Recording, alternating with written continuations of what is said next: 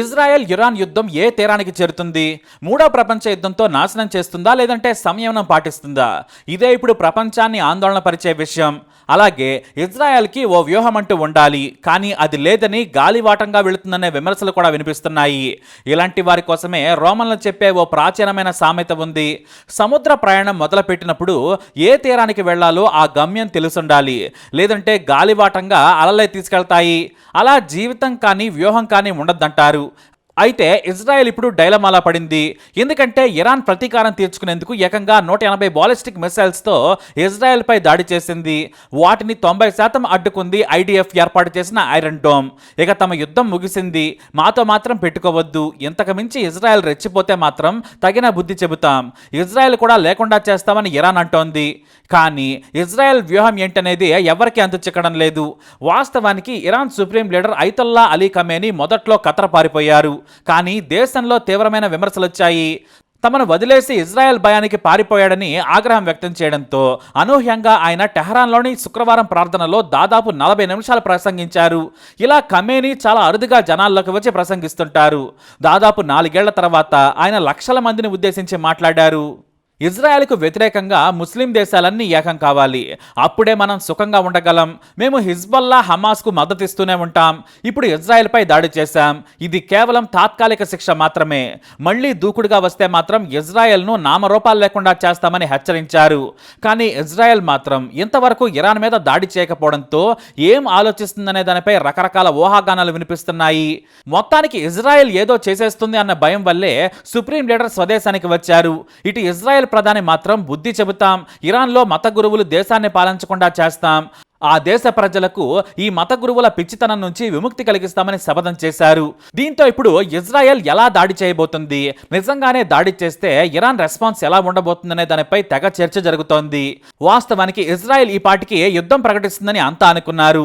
కానీ America sudden గా Israel దూకుడికి break వేసిందనే comments వినిపిస్తున్నాయి. స్వయంగా అమెరికా అధ్యక్షుడు జో బైడెన్ ఒక ప్రకటన చేశారు.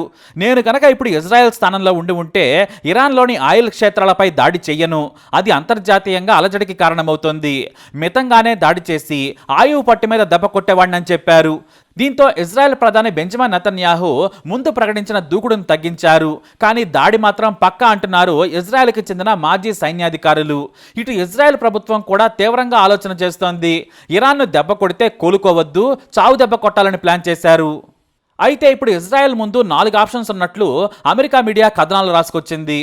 మొదటిది ఇరాన్ సుప్రీం లీడర్ను చంపటం, రెండవది ఇరాన్కు చెందిన అణుస్థావరాలపై దాడి చేయటం, ఇక మూడవది ఇరాన్ ఆయుధ కారాగారాలు, ఆర్మీ బేస్ల మీద దాడి చేయటం, నాలుగవది డైరెక్ట్గా ఇరాన్ రాజధాని టెహరాన్ మీద అణుబాంబు వేయటం.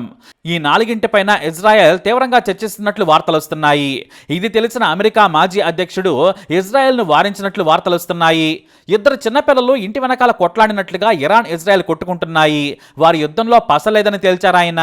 వారి గొడవ వల్ల, యుద్ధం వల్ల పశ్చిమాసియాలో మార్పులేమి ఉండమని కూడా తేల్చేశారు. అంతేకాదు ఇరాన్ మీద అణుబాంబు వేస్తే 3వ ప్రపంచ యుద్ధం వస్తుంది, అందుకు దూరంగా ఉండాలని చెప్పారట. ఇటు ప్రస్తుత అధ్యక్షుడు జో బైడెన్ అయితే అణుబాంబు వద్దే వద్దు, చివరకు ఆయిల్ క్షేత్రాలపై కూడా దాడి వద్దని, పరిమిత దాడికి దిగి ఆ తర్వాత వదిలేయాలని చెప్పారట. ఎందుకంటే ఇరాన్తో పెట్టుకుంటే అరబ్ కంట్రీస్ నుంచి తీవ్ర వ్యతిరేకత రావచ్చు, పైగా అమెరికా ఎంటర్ అయితే రష్యా వస్తుంది, దాని వెనకాల చైనా ఉండనే ఉంది, అనవసరంగా దుందుడుకు చర్యలు వద్దని వారించారట. దీంతో ఇజ్రాయెల్ నెక్స్ట్ స్టెప్ ఏంటనే దానిపై చర్చ మొదలైంది. దీనికి సమాధానం ఇజ్రాయెల్ మాజీ ప్రధాని, మాజీ రక్షణ మంత్రిగా పనిచేసిన యెహూద్ బరాక్ ఆసక్తికర వ్యాఖ్యలు చేశారు.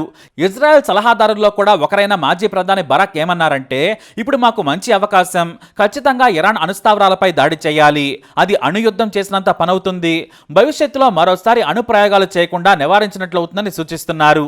ఇదే పని ఇజ్రాయెల్ ప్రధాని నెతన్యాహు చేస్తారని భావిస్తున్నామని చెప్పారు ఆయన. బరాక్ కూడా ఇప్పుడున్న ప్రధాని నెతన్యాహు ఎంత దూకుడుగా ఉంటారో అంతకంటే ఎక్కువ ముక్కోపి. పైగా ఇజ్రాయెల్ మిలిటరీని 2007 నుంచి 2013 వరకు అత్యంత బలీయంగా తయారు చేసిన ప్రధానిగా ఇజ్రాయెల్లో ఆయనకు గొప్ప పేరుంది. జార్జ్ బుష్, బరాక్ ఒబామాలతో చర్చించి రక్షణ మంత్రిగా ప్రధాని ఇజ్రాయెల్ డిఫెన్స్ వ్యవస్థను శత్రు దుర్భేద్యంగా మార్చారు యెహూద్ బరాక్. ఇతను చెప్పేదానిపై ఒక్క బాంబుకు 2 లాభాలు. ఇరాన్ అణుప్రయోగాలు చేసే ల్యాబ్స్తో పాటు ఇతర అణ్వాయుధాలు అణుపరిశోధనలు చేసే ప్రాంతాలపై కూడా దాడి చేయాలి. అప్పుడు రేడియేషన్ చుట్టుపక్కల వ్యాపించి ఎందుకు పనికి రాకుండా పోతాయి. ఎందుకంటే ఇరాన్కు పెద్దగా బుద్ధి చెప్పనక్కర్లేదని చెబుతున్నారు ఆయన. కానీ ఆర్థికంగా దెబ్బ కొడితే ఇరాన్ తీవ్రవాద కార్యకలాపాలే కాదు, మతపిచ్చి ఉన్న సుప్రీం లీడర్తో పాటు నేతలకు బుద్ధొస్తుంది. అదే జరగాలంటే భారీగా 3 రోజుల పాటు ఇరాన్లోని ఆయిల్ క్షేత్రాలను ధ్వంసం చేస్తే కోలుకోలేని దెబ్బ తగులుతుందనేది బెంజమిన్ నెతన్యాహు ఆలోచన. కానీ బైడెన్ మాత్రం వద్దంటున్నారు. దీంతో స్వయంగా అమెరికాతో చర్చలు జరుపుతున్నారు ఇజ్రాయెల్ ప్రధాని. భారీగా యుద్ధ బరిలోకి దిగాలి. ఏదైతే జరిగింది, భవిష్యత్తులో ఇక ఎవరో ఇజ్రాయెల్ జోలికి వచ్చేందుకు సమీప భవిష్యత్తులో ధైర్యం చేయకుండా ఉండాలనేది తమ వ్యూహమని భావిస్తున్నారు ఇజ్రాయెల్ నాయకులు. ఒక వర్గం మాత్రం అణుదాడి చేయాలని ఇజ్రాయెల్ ప్రధానికి సూచిస్తున్నారు. కానీ మాజీ ప్రధాని ఎహుద్ బరాక్ మాత్రం వద్దని నేటి నాయకులకు సూచించినట్లు ది గార్డియన్ పత్రిక ఓ ఆసక్తికరమైన వార్త రాసుకొచ్చింది. ఇరాన్ మీద అణుబాంబు దాడి సరికాదు, సరిగ్గా 10 ఏళ్ల క్రితమే అణుదాడి చేస్తే బాగుండేది. సరైన సమయం కూడా. నేటి ఆధునిక ప్రపంచంలో అది మంచి వ్యూహం అనిపించుకోదు. మిలిటరీ వ్యూహం ఎవరైనా పన్నుతారు, కానీ రాజకీయ వ్యూహం గట్టిగా ఉన్నప్పుడే మిలిటరీ ప్లాన్స్ వర్కౌట్ అవుతాయి. ఇప్పుడు ఇరాన్ను చావు దెబ్బ తీసేందుకు దశాబ్ద కాలం ఆలస్యమైందని బరాక్ చెప్పారు. నిజంగా ఇరాన్ను అంతలా అణుబాంబు వేసి శిక్షించాలనుకుంటే మాత్రం ముందు అరబ్ దేశాలను ఐక్యం చేయాలి. ఇజ్రాయెల్కు మద్దతుగా వారిని ఒప్పించాల్సి ఉండేది. కానీ బెంజమిన్ నెతన్యాహు ప్రభుత్వం ఆ పని చేయలేదు.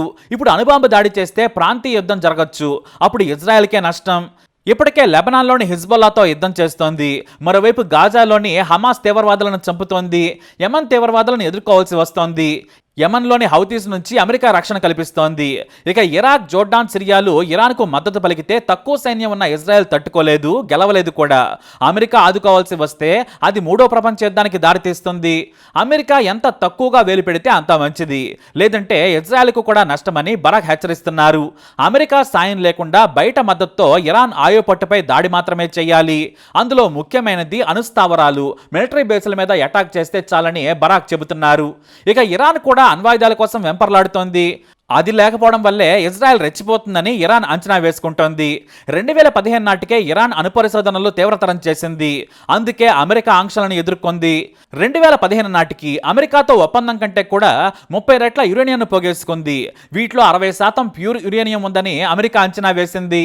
అయితే అమెరికా చాలా కఠినంగా వ్యవహరించి ఇరాన్ అణుబాంబు తయారీని అడ్డుకుంది. పైగా ఇజ్రాయెల్ వేగులు ఇరాన్లోని ప్రఖ్యాత న్యూక్లియర్ ఫిజిక్స్ సైంటిస్టులను దారుణంగా హత్య చేశారు. మరికొంతమంది శాస్త్రవేత్తలను బెదిరించారు కూడా. పైగా ఇజ్రాయెల్కు ఇరాన్ ఇంటెలిజెన్స్లో పనిచేసే ఉన్నతాధికారులే మొత్తం రీసెర్చ్ ఫెసిలిటీస్ వివరాలను లీక్ చేశారు. దీంతో ఇరాన్ పరిశోధనలు ఆగిపోయాయి. మళ్లీ కొత్త స్థావరాలను వెతుక్కొని పరిశోధనలు మొదలు పెట్టాల్సి వచ్చింది. ఇప్పుడు ఇరాన్ దగ్గర అణుబాంబు లేదు. ఒకవేళ తయారు చేయాలనుకున్నా కూడా కనీసం 1 ఏడాది సమయం పడుతుంది.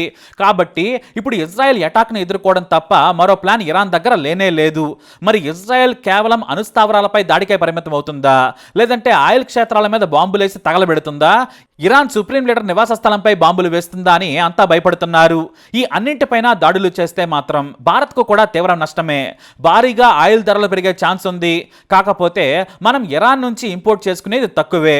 ఇప్పుడు Russia, Saudi Arabia, UAE, Iraq, నైజీరియాల నుంచి ఆయిల్ను దిగుమతి చేసుకుంటున్నాం. తక్కువగా ఇరాన్, ఒమన్తో పాటు మరికొన్ని దేశాల నుంచి మనం ఆయిల్ను దిగుమతి చేసుకుంటున్నాం.